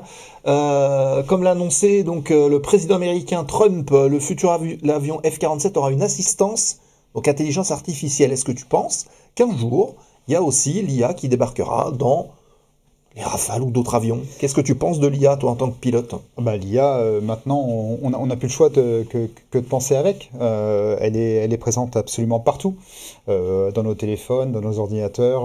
On ne peut plus faire sans. Donc forcément, de mon point de vue, on est obligé d'avoir des experts, hein, il y en a déjà, hein, qui travaillent là-dessus pour pouvoir avoir de l'IA à bord des différents futurs avions et avions actuels. Alors l'IA, en plus, il y a une guéguerre, on va dire, de l'IA, parce que l'IA dépend aussi des pays. C'est bien d'avoir une IA qu'on puisse maîtriser, qui soit propre à nous.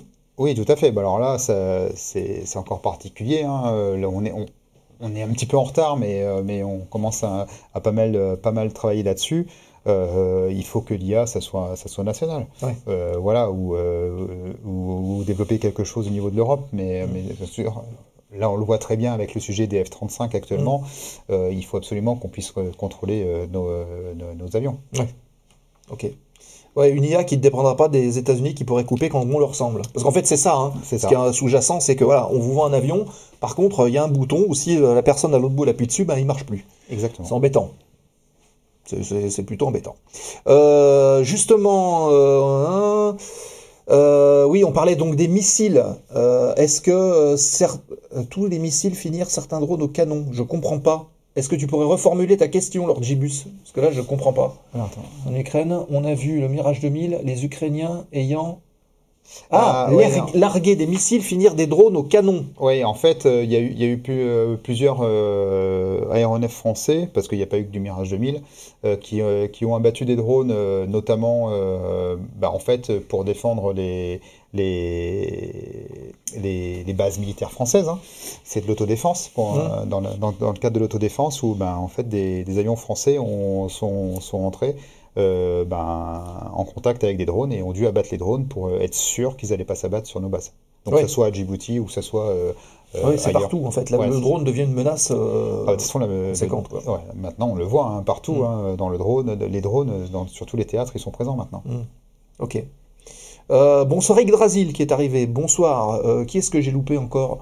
J'ai vu quelqu'un qui est arrivé. Ryan Airways qui est arrivé. Il y en a d'autres qui sont arrivés. Alors je ne sais pas pourquoi il n'y a pas eu les alertes des follow, mais en tout cas merci à vous d'être ici.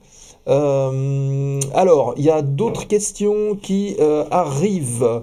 Sur la suite de la question précédente, est-ce que le maintien en condition opérationnelle a été argumenté, ainsi que la disponibilité des appareils pour faire face aux menaces grandissantes? Alors, question précise. Voilà, on va dire que je pense qu'on parle un petit peu des 10 ans en arrière, où on avait quand même des disponibilités qui étaient moyennes. Ça, c'est quelque chose de par le budget de l'État qui a été quand même bien corrigé. Maintenant, on a quand même de la dispo, que ce soit sur A400M ou les différents aéronefs. Il y a une très bonne dispo qui est présente, donc c'est plus trop le sujet maintenant de savoir si on aura les avions bons ou pas bons. Ça, c'est quelque chose qui a été corrigé au niveau de l'armée de l'air et tous nos avions, pas tous nos avions, mais une bonne partie de nos avions sont bien opérationnels maintenant. Oui, ok. Autre petite question, quelles sont les bonnes réponses à la question sur la motivation? Si on dit « je veux servir ma patrie », ça se passe comment de nos jours par rapport à il y a 40 ans? Ouais, donc l'évolution peut-être du statut de militaire. Oui, alors c'est sûr que le statut de militaire d'il y a 40 ans et le statut de militaire actuel, c'est un peu différent, mais je pense qu'il ne faut pas trop s'écarter des valeurs qu'on avait il y a 40 ans. Il ne faut pas oublier à quoi sert le métier de militaire, C'est pas juste pour se faire plaisir en rafale en fait. Non, pas du tout, non, pas du tout. Parce que si c'est pour ça, vaut mieux pas venir, parce qu'en fait, on va être déçu, je veux dire, on s'entraîne pour défendre notre pays, on s'entraîne pour assister des pays qui sont en danger ou combattre le terrorisme, etc. Donc non, on n'est pas là on n'est pas un aéroclub sur Rafale, quoi. C'est pas du tout ça. Hein. Là, ça serait bien. Enfin non, parce qu'après il faut payer l'heure de vol, donc là c'est moins bien. Non, mais en fait c'est la motivation. Je pense qu'elle est. Alors, on n'est plus dans le contexte militaire de guerre froide quoique d'avant 89, mais on est toujours là pour défendre notre patrie et puis aller combattre sur les différents territoires nécessaires.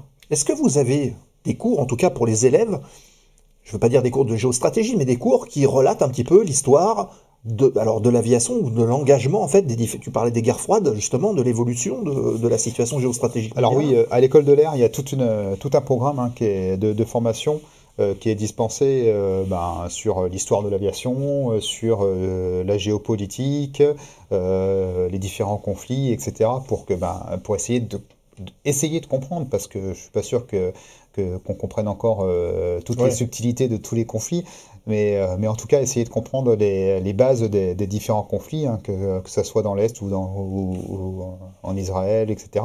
Mais tout est très très très complexe. Et c'est très intéressant. On a des cours par des gens qui ont des connaissances incroyables, hein, et qui sont passionnés, qui nous forment un peu là-dessus, heureusement. D'accord. Ok. Pas sûr non plus que Trump ait tout compris, nous dit Lord Gibus. Ces propos n'engagent que toi, mon cher Lord Gibus, évidemment. Alors, on revient sur ton CV. Avec un CV comme le tien, les portes sont grandes ouvertes, je pense, formateur en grande compagnie ou expert chez les industriels comme Dassault. Ah oui, on n'y pense pas à ça. Mais est-ce que ça peut être une option ? Ça pourrait être une option, mais voilà, il y en a qui vont en compagnie, il y en a qui vont chez Dassault, chez Thales, etc. Moi, je ne suis pas trop parti dans cette filière-là. Voilà, parce qu'il y a ce côté, en général, quand on bascule sur Dassault, alors, oui, il y a les gens qui sont sur Rafale qui vont apprendre via les avions d'assaut à voler dans d'autres pays, à d'autres personnes. Moi, comme je ne suis pas transformé Rafale, donc je ne suis pas dans ce cas-là. Et après, il y a tous ceux qui travaillent pour Dassault, mais dans les bureaux. C'est quelque chose que tu aurais voulu faire, du Rafale ? Ça s'est pas enchaîné comme ça ? En fait, oui, c'est un avion qui est fantastique. J'aurais voulu faire du Rafale. T'en as fait en PAX ou pas ? Oui, j'ai une vingtaine d'heures de Rafale. Ah oui. Voilà, j'étais abonné sur Rafale en tant que place arrière, donc j'ai fait quelques heures sur Rafale. C'est un avion qui est extraordinaire. Non, c'est quand j'étais à l'étranger. Ah oui, d'accord. Que j'ai pu voler sur Rafale.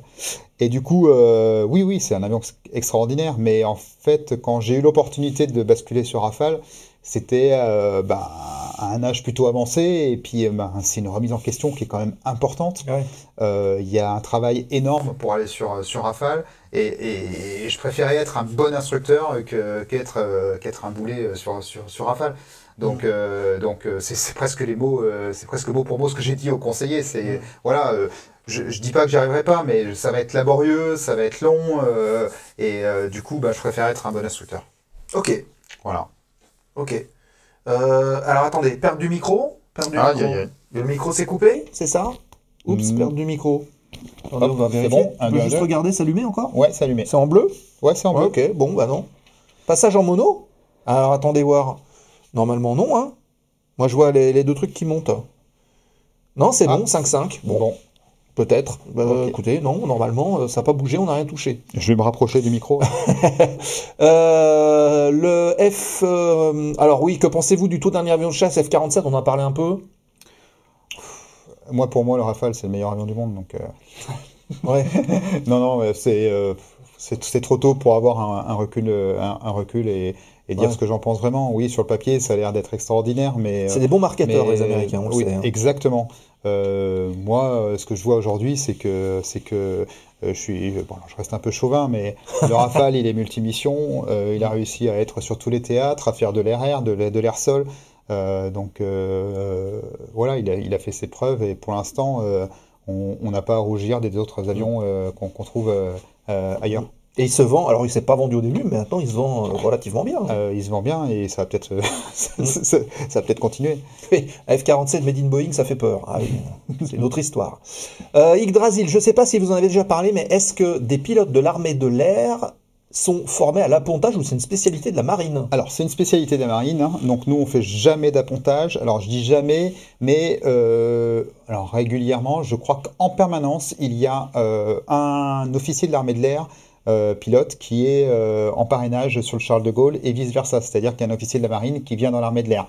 Donc, il y a un pilote de l'armée de l'air qui apponte, mais c'est pas prévu dans notre formation. Moi, j'ai jamais apponté et je pense que je le ferai pas. Enfin, en tout cas, Ouais. pas en avion. Je l'ai fait en hélicoptère, mais pas en avion.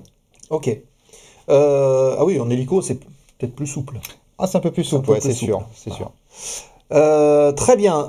Cette question. Les réseaux sociaux ont participé à enterrer la confidentialité. Oui, c'est vrai.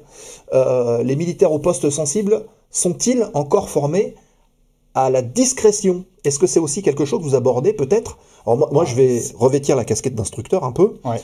On sait qu'il y a beaucoup de gens qui communiquent sur les réseaux. Nous, on le voit aussi avec certains de nos élèves qui peuvent mettre des caméras, qui sont embarqués dans les avions. On veut montrer ce qu'on fait. Est-ce que c'est un problème auquel vous êtes confronté, y compris dans les escadrons de formation initiale? Alors, non, parce qu'en fait, au niveau formation initiale, j'ai aucun élève, enfin en tout cas, pas à ma connaissance, qui filme sur Cirrus. Ils ont qu'un vol solo, donc alors déjà, peut-être- ça limite. ça limite. Après, au niveau sensibilité et confidentialité, on est quand même bien formé. On a bien sûr des éléments de langage, on a des choses qu'on sait qu'on ne doit pas parler. Voilà, on nous apprend indirectement à répondre à autre chose quand on ne veut pas répondre forcément à la question qui nous est posée. Après, c'est pas forcément facile, hein, parce que les questions sont souvent assez pièges. Il y a quelques pièges qui nous sont tendus, donc faut faire attention à ce qu'on dit, Ouais. et on essaye de sensibiliser les jeunes, et ils sont de plus en plus formés, encore une fois, à l'école de l'air, à ce genre de confrontation, avec des mises en situation sur justement la confidentialité. La confidentialité. Après, la confidentialité, c'est vraiment un sujet d'époque, hein. C'est avec justement les réseaux informatiques, on sait que la menace la plus importante, il y a les réseaux sociaux. On informe beaucoup les jeunes là-dessus, d'être très discret sur les réseaux sociaux. En général, on a des séquences où on leur montre que, regardez, en 5 minutes, ce que j'ai trouvé sur vous. Ouais. Et là, c'est Classique. bah oui, voilà, donc faites attention. La photo du bar de vendredi soir, machin. Voilà. Et voilà, donc ça, on essaye de les sensibiliser. Après, notre génération, enfin la nouvelle génération, c'est compliqué de les limiter dans les réseaux sociaux. Ça me rappelle une anecdote, c'était les gens qui faisaient du sport avec les montres connectées sur Strava, Ouais. qui enregistraient, qui publiaient en fait leurs trucs, et on s'était rendu compte que les tracés déterminaient quasiment parfaitement des emplacements, des lieux, Voilà. en disant oh là là, attention. Maintenant, c'est interdit, hein, sur la base de tout ce qui est montre connectée, on n'a plus le droit. Enfin, on peut s'enregistrer nos performances, mais pas les tracer, et en tout cas pas de les publier, parce qu'effectivement, ça peut montrer un tour de base, etc. quoi. C'est ça. Ça existe toujours. Alors, de quoi on parle? Toc toc toc. Non, je pense que voilà, on en a parlé. C'est intéressant quand même, parce que la question sur les OPN, tout le monde se dit, voilà, pour être pilote de chasse, il faut faire maths sup, maths spé. Enfin, maintenant ça a bien changé au niveau des noms, mais grandes écoles, etc. Non, il y a 2 recrutements, hein, donc il y a Je la vraiment. reposte. Je remets ici la question. Ouais. Il y a vraiment 2 recrutements, un recrutement au niveau de l'école de l'air. Donc là, effectivement, il faut faire la classe préparatoire et passer le concours de l'école de l'air et de l'espace. Et après, tu deviens ingénieur pilote. Il y a beaucoup de places par an? Alors, Maintenant, je dirais une cinquantaine, quoi, environ. Ça fait pas Peut-être beaucoup, hein, quand peut-être même. un peu Sur, plus, ouais, peut-être. Je vais me faire disputer par les gens de salon, là. Non, mais après, si ça change, je veux dire, les gens peuvent se renseigner aussi, mais voilà. C'est à peu près, ouais, entre 50 et 80 en fonction des flux que l'armée de l'air souhaite. C'est pas beaucoup, ce que je veux dire, c'est ça, non, c'est pas énorme. Alors, ça, c'est au niveau école de l'air, et puis après, il y a toutes les promotions officiers sous contrat. Donc, ces officiers sous contrat sont recrutés de niveau bac. Voilà, donc c'est après des tests psychotechniques et psychomoteurs qui ont lieu maintenant à Tours. Je crois que tu as reçu d'ailleurs. Oui, on en avait parlé du centre de sélection. D'ailleurs, si vous pouvez poster la modération, le lien de la vidéo avec le capitaine qu'on avait reçu et qui nous avait fait justement un entretien en direct du SecPil. Il y avait les SecPil derrière. Ah ben voilà. Exactement. Donc, du coup, voilà, donc moi j'ai que le bac, hein. J'ai que le bac, j'ai pas validé ma maths sup, j'ai validé juste une année de fac après ma maths sup, et maintenant j'ai que le bac au départ. Alors j'étais officier sous contrat, et il faut savoir qu'il y a maintenant des possibilités d'évoluer, hein. Au niveau de l'armée de l'air, on compare souvent ça avec un escalier social, c'est-à-dire qu'on peut démarrer en bas et puis finir très haut. Moi j'ai passé le concours de l'école militaire de l'air en 2007,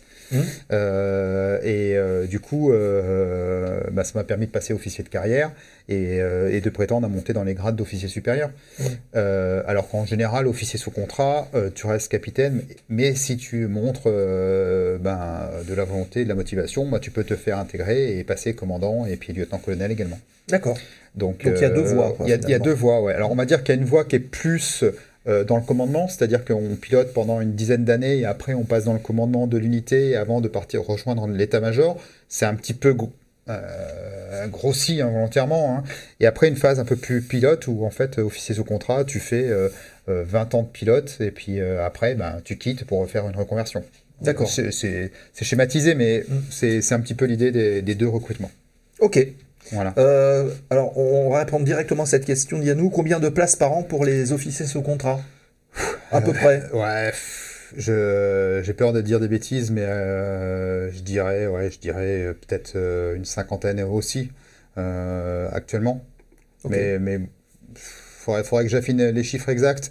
Je te les enverrai, Seb, comme ça tu pourras les ou sinon tu peux rejoindre notre Discord et puis on le mettra sur le serveur Discord de la zone. Je vais m'enseigner exactement sur les chiffres, mais en gros c'est ça, ce qu'il faut retenir, c'est une cinquantaine également par an.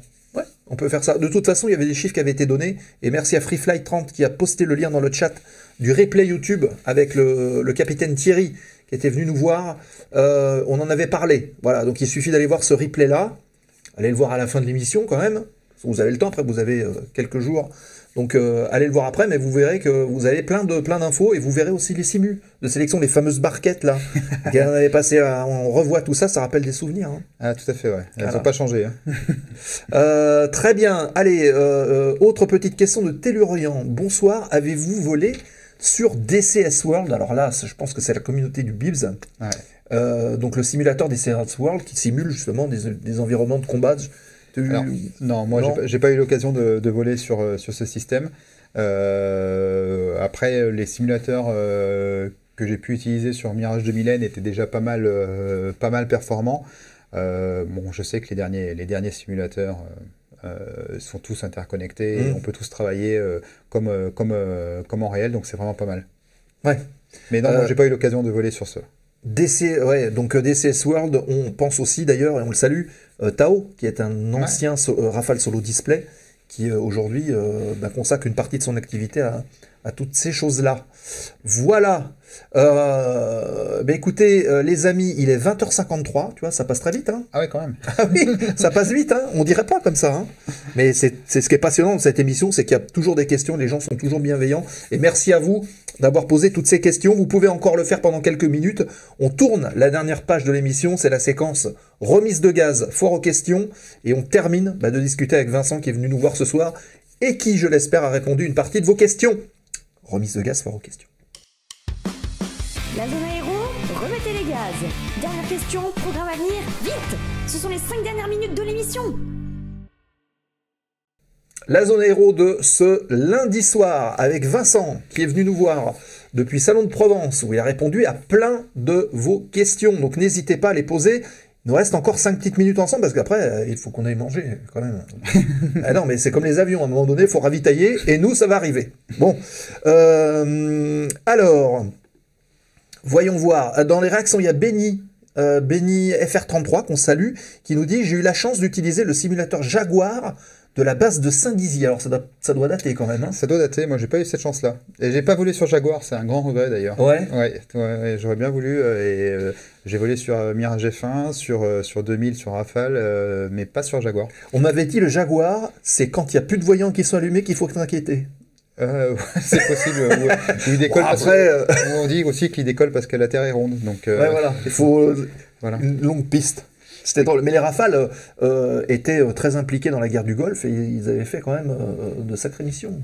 Les Jaguars. Oui. Ouais, t'as dit les Rafales. Non, les Jaguars. Oui, non, ah oui, tout à fait. La fourche à languer. C'était ça. Voilà. Alors, attendez. Je note, j'enregistre les questions que je vois arriver. Il y a J'entends rien qui pose cette question. Alors, cette question, à mon avis, il la sait, mais il fait exprès de faire ça pour nous spoiler. J'entends rien. Il nous dit, y a-t-il des baptêmes? Oui, alors tous les dimanches, on organise des baptêmes. Des baptêmes de Rafale. Ah, Jean. Non, il y a... Non. Alors...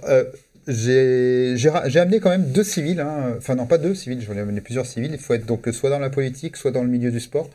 Mais bon, c'était à chaque fois des expériences assez sympathiques. J'ai pu emmener notamment Thomas Coville, le navigateur, faire un vol sur Alpha Jet, et Clarisse Abguenanou, la judoka qu'on a vu au JO là. Voilà, tout à fait, avec qui j'ai également fait un vol.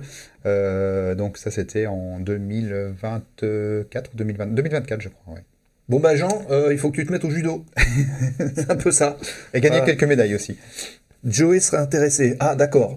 Je prends le créneau de 9 à 10 samedi, nous dit Vince. Cette question, Dick Drasil, penses-tu que l'aéronautique de guerre a un avenir ou ça risque de basculer sur des flottes en full drone? Ah, la question piège. En gros, est-ce qu'il y a encore du pilote à bord demain ou pas?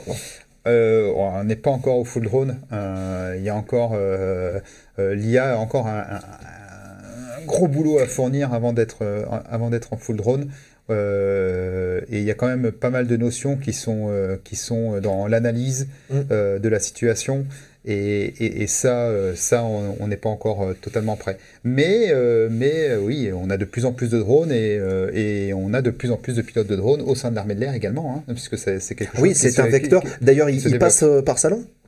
Oui, ils passent une partie par salon parce qu'ils doivent être aussi capables d'appréhender le milieu de la 3e dimension. Donc, forcément, ils ont une petite formation chez nous de quelque temps. Alors en pilotage, en pilotage avion, mais également en formation drone. Mais ils sont pas qualifiés avion du coup. Alors ils sont qualifiés SR20, SR22 même, donc pour pouvoir toujours continuer à voler et avoir un petit peu de ce côté 3D dans leur quotidien. Ah d'accord. Donc appréhender. En parallèle de leur carrière de pilote de drone, ils continuent de voler, on va dire en abonné quoi. Oui, en abonné, ouais, c'est à peu près ce rythme-là. Ils font pas 200 heures de SR22 par an. Oui. Quoi, hein. Mais en tout cas, ils gardent ce contact avec la 3e dimension pour pouvoir mieux appréhender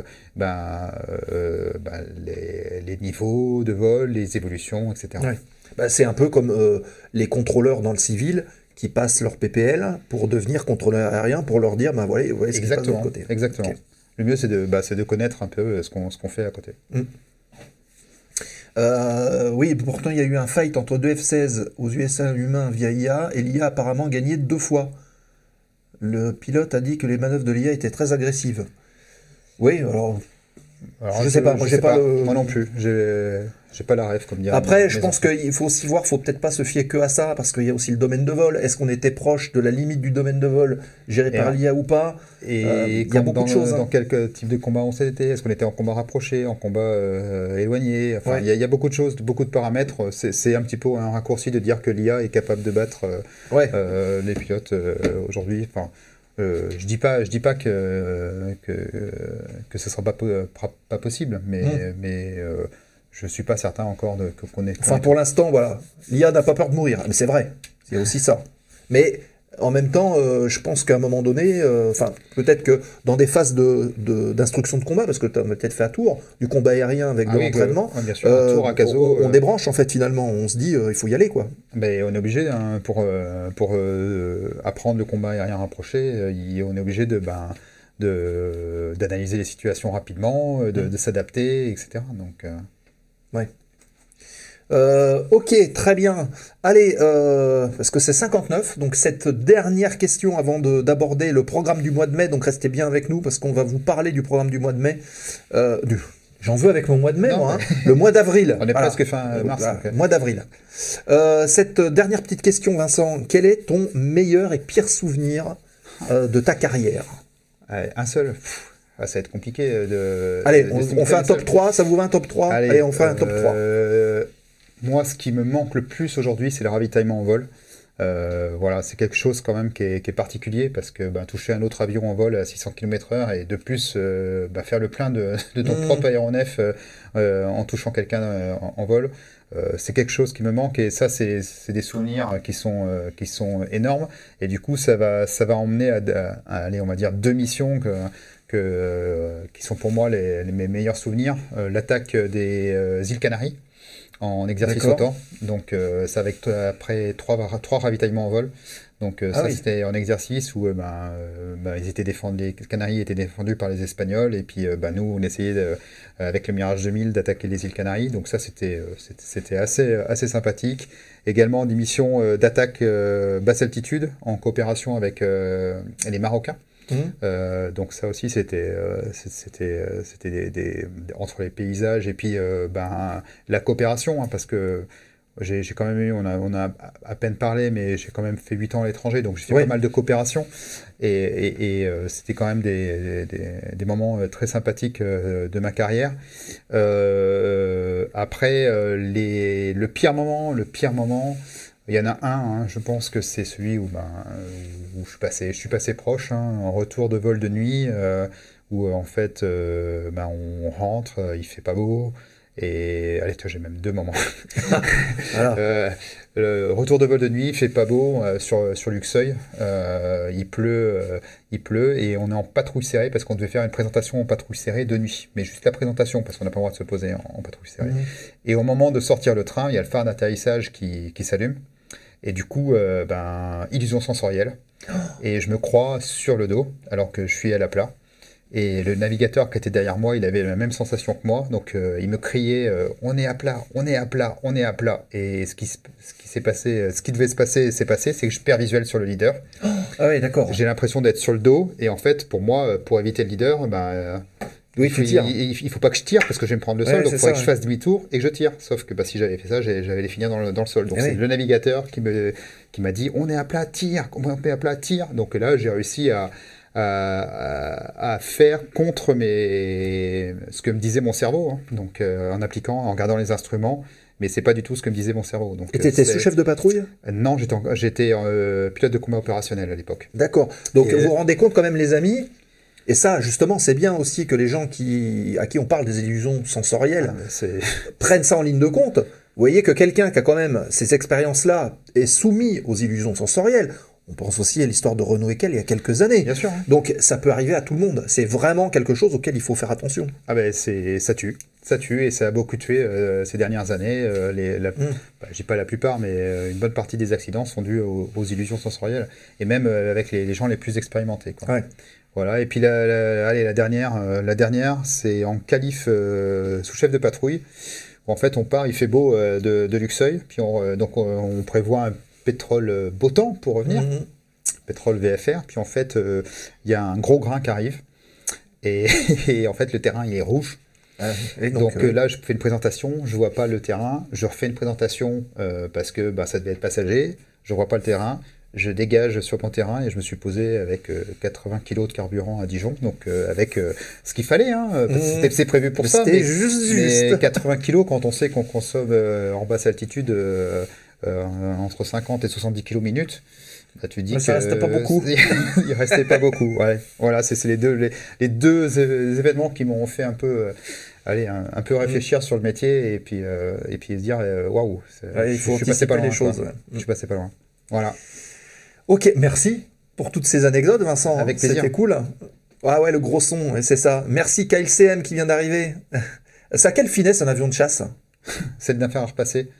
Voilà, ça c'est fait. Voilà, tu lances un affaire à repasser par la fenêtre et puis ça vole à peu près pareil. Voilà. Avez-vous déjà travaillé avec des pilotes de la chasse embarquée? Oui, ça m'est arrivé, oui, j'ai souvent en combat. En combat? T'as En gagné? combat. Mon dernier vol sur Alpha Jet en étant à Tours, c'était contre les Rafales de la marine. Ah, ouais. Voilà. Bon, Et je joue pas tellement à armes égales, là. Hein. non, mais bon, c'était une mission très sympathique. Allez, dernière petite question. Free Flight 30, quel Warbird tu aurais aimé piloter? Spitfire. Voilà. Tu vas être content, Free Flight. Voilà. L'attaque des îles Canaries, ça devait être incroyable. Ah, c'était pas mal. Bon, tu vois, il faudra que tu reviennes parce que on a encore plein de trucs à raconter. Et le problème, c'est que ça passe trop vite. Voilà. C'est ce genre de finesse de 2, c'est bon. Ouais, c'est ça. Un peu plus, Ça vole bien. mais pas beaucoup. Bon, merci Vincent d'être Avec venu plaisir, nous voir. Seb. J'espère que ça vous a plu dans le chat. En tout cas, continuez de poser des questions si vous le voulez via le serveur Discord. Et puis de toute façon, on va rester en contact, donc on pourra relayer les questions si besoin, donc il n'y a pas de problème. Puis de toute façon, tu es chez toi, donc tu reviens quand tu veux. Hein. Merci, Seb. Merci pour le partage, regarde, c'est bien. Vous pouvez utiliser les points de chaîne, les amis, dans le chat pour envoyer des petits remerciements, des applaudissements, il y a tout ce qu'il faut en points de chaîne. Donc n'hésitez pas, c'est fait aussi pour nous inviter, hein. Vous pouvez le faire. Hein. Merci beaucoup, vraiment, j'ai beaucoup appris, tu vois. Ah, C'est bah, ce genre de choses. Avec Sigilum, bonsoir. Hey. Salut la Bourgogne. Tout Voilà, à fait. ovation. Voilà, tu vois, il y a tout le monde. Voilà. Merci Ça, c'est à cool tous. aussi. Merci à tous. Avant de nous quitter, les amis, et puis avant de te donner le dernier mot aussi, hein, on va juste vous présenter. Super émission comme d'habitude, GG. Merci à vous en tout cas d'être resté ici, sujet intéressant. Regardez bien le programme du mois d'avril. Ça y est, je l'ai bien dit, c'est pas le mois de mai, c'est le mois d'avril. Tu vois qu'il fallait toute une émission pour y arriver. Ben oui, il faut jamais désespérer. Voilà. Alors hop, comme ça on est incrusté, on nous voit. Première émission, c'est la semaine prochaine. Alors vous allez me dire, c'est encore le mois de mars, oui, mais justement, on vous présente le mois de mars, enfin le fin mars et début avril. On vous donne rendez-vous mercredi prochain. Ne ratez pas ce rendez-vous, c'est à 20h30. On va parler d'un avion mythique, c'est le Concorde, avec Éric Gourlin, qui n'est autre qu'un conférencier du musée de l'air et de l'espace. Excellent. C'est un expert Concorde, il a affrété même le Concorde sur des boucles supersoniques. On va en parler avec lui, il a plein de photos à nous montrer. C'est après-demain. C'est mercredi à 20h30 avec Cynthia, l'avion de mon papy, ben voilà, une belle bête aussi. Tout sur le Concorde avec Eric. C'est donc mercredi soir, ne manquez pas ce rendez-vous dans la zone aéro. Il nous a prévu de belles choses, on en a parlé hier. On continue avec le lundi prochain, lundi 31 mars 20h30, c'est toute l'équipe de Push to Talk qui vous retrouve sur les sujets libre antenne de la zone aéro. Vous pouvez venir parler, discuter avec eux via votre petite webcam ou votre micro. Vous pouvez intervenir dans l'émission, vous donne la parole et vous échangez, vous discutez tous ensemble. C'est votre émission. Donc c'est cool. Et on continue avec le 2 avril. Ça y est, on a démarré le 2 avril. On va voir un pilote de voltige. C'est même un pilote de marque. C'est Romain Coeur qui viendra nous voir. Il est pilote d'essai, si on peut dire, chez Aura Aero. Donc les avions que vous voyez, les avions de voltige. Et c'est aussi le premier avion électrique certifié Laura électrique qui a fait ses essais il n'y a pas très longtemps. C'est lui qui les a fait. Excellent. Et on va venir discuter avec lui. Vous pourrez poser vos questions sur Aura Aero et le parcours de Romain, qui est aussi un compétiteur émérite de voltige. On enchaîne avec le 9 avril 2025, une petite émission pédagogique. C'est Dylan Renoir, il est instructeur CPL, donc pilote pro, et il viendra nous expliquer comment est-ce qu'un pilote doit préparer sa navigation, les meilleurs conseils, les meilleures techniques. Tout ça, ben c'est le 9 avril à 20h30 avec Dylan en direct et avec vos questions. On continuera le 14 avril, et c'est un lundi soir, 19h30, ce sera ici. Elle sera là, c'est Magali Perrault qui va venir nous voir. Elle vient de se faire qualifier sur H145D3, les dernières versions de la sécurité civile, et elle va venir nous voir pour nous parler de son travail de pilote au service du secours des populations. C'est aussi des métiers qui sont assez admirables. Métier, ouais. Donc c'est le 14 avril à 19h30 pour répondre à vos questions. Et puis ensuite le 18 avril, à nouveau un push to talk. On vous donnera, en tout cas l'équipe vous donnera le sujet sur le Discord. À chaque push to talk, le sujet est différent, les intervenants sont différents. Donc allez voir sur le Discord les différents sujets. Puis d'ailleurs, hop, si je reviens en arrière, vous verrez, c'est un vendredi. Ça va être une première, un vendredi push to talk. Et puis on terminera avec quelqu'un qu'on connaît. Voilà, le 21 avril 2025, 19h30, ça sera aussi ici au bar, avec Philippe qui va venir nous voir, collègue de promo, Oui, on peut le dire. Grand ami. Voilà, fondateur de Beamentry. On va parler de leadership, de réactivité, de gestion de l'imprévu, puisqu'il s'inspire aujourd'hui des situations et des méthodes militaires pour les mettre au service des entreprises et faire du coaching. On va voir en quoi, justement, c'est intéressant pour les entreprises de fonctionner avec ces méthodes. Encore un sujet hyper intéressant qu'on va aborder dans la zone aéro. Et on terminera le 30 avril 2025 avec un Push to Talk, encore une émission qui vous est ouverte avec plein de sujets différents que vous pourrez retrouver évidemment sur le Discord de la zone aéro. Voilà, on a fait le tour du programme. Et ben voilà, c'est multiple. Hein. Bah oui, jamais désespéré. Jamais désespéré.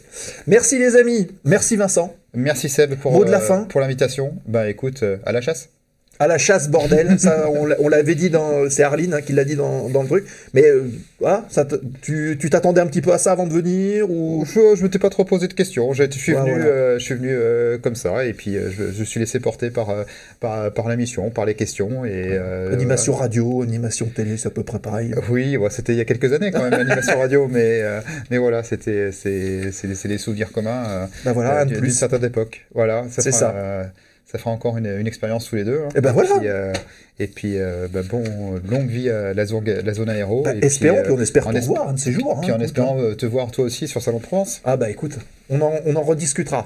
Ça existe encore la radio. Ben oui, tout existe. Beau programme en perspective. Merci à vous. On va le publier probablement fin de semaine.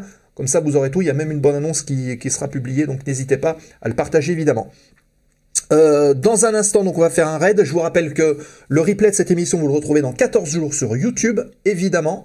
Donc n'hésitez pas à non seulement liker les vidéos, mais aussi les commenter. On a vu avec la vidéo sur Rémi Michelin qu'en fait les commentaires, ça permet vraiment de remonter la vidéo dans les stats. Donc ça c'est top. Donc n'hésitez pas à commenter toutes les vidéos que vous voyez, même si c'est 2 mots, ça fait remonter justement la vidéo dans les stats. La dernière émission qui est en ligne, elle est en ligne depuis mercredi dernier, c'est sur Aviation sans frontières avec Christophe Escribe, instructeur sur Cessna Caravan. On a parlé des missions en Afrique, donc elle est en ligne, vous pouvez aller la voir.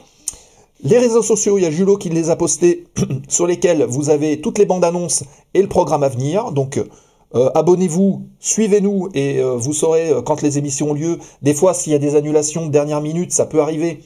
Bah, en tout cas, vous êtes tenu au courant en direct.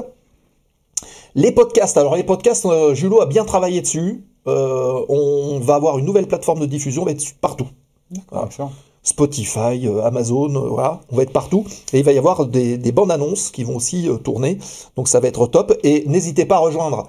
Même si vous n'écoutez pas le podcast, vous rejoignez, vous cliquez sur follow. Et comme ça, au moins, vous suivez tout.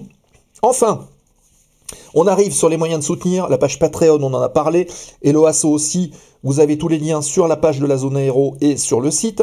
Et puis vous avez la boutique sur laquelle vous avez les petits polos, les petits mugs, les stylos. Il y a pas mal de choses à venir. On est en train de travailler sur des nouveaux produits. Donc allez faire un tour sur la boutique de la zone aéro. Vous avez le lien qui s'affiche aussi dans le chat. Voilà, je crois que j'ai fait le tour. Bah écoutez les amis, merci à vous d'avoir participé activement à cette émission. Merci à Vincent d'être venu. Bonne soirée Seb et bonne soirée à tous. Restez avec nous le temps du raid, on bascule, on va voir qui stream. Je suis en train de jeter un coup d'œil à Chayard. Il y a Ilisure qui est en train de faire du time guest. Ah, il y a Trake aussi qui est là. Ah bah tiens, on va aller voir Trake, ça sera pas mal. Trake, donc, qu'on avait reçu dans l'émission, qui n'est pas du tout pilote de ligne, mais qui fait du pilote de ligne aux petits oignons sur Flight Simulator. Allez, on va aller voir Trake. Donc restez avec nous. Quand on arrive chez Trake, vous faites comme... vous voyez ce qu'a posté Julot là, vous faites un copier-coller. Ilisure, ah vous croyez Ilisure, vous préférez Ilisure que Trake? Qu'est-ce que vous préférez? Trake ou Ilisure? Allez, Ilisure, allez, ouais, Ilisure, on n'a jamais été, Trake, on a déjà été. Allez, Ilisure, on va basculer sur Ilisure. Voilà, vous faites un copier-coller de ce qu'a posté Lord Gibus là, et vous envoyez plein d'émotes de la zone aéro chez Ilisure dès qu'on y arrive. Donc juste après, le générique. Voilà. Merci Vincent. Avec plaisir Seb. Bonne soirée à tous. Fly safe pour ceux qui volent. Et à la prochaine, donc mercredi, dans la zone aéro. Ciao, bye bye les amis, et bonne soirée. Bye bye. La zone aéro, l'émission. Ladies and gentlemen, this is your captain speaking. La zone aéro ferme les portes du hangar. Merci de votre fidélité et de votre soutien. Et restez avec nous le temps du raid en envoyant les emotes en arrivant. On compte sur vous. Fly safe.